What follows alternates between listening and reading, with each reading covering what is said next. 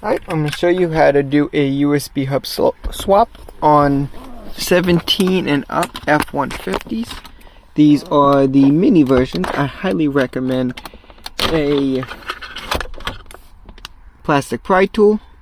You can use your hands, but it's a lot more difficult. Possible though. So once you get it out, all you have to do is plug these two connectors,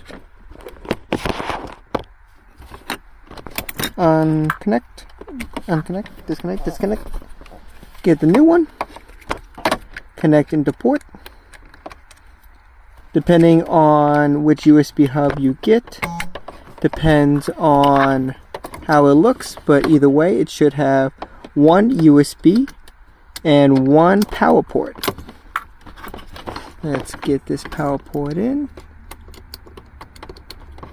Once both are in, you just bring it right back down. Position it however you like. Slide it in and push in and done. It's all connected, it's all in, and it should function as intended. Thank you.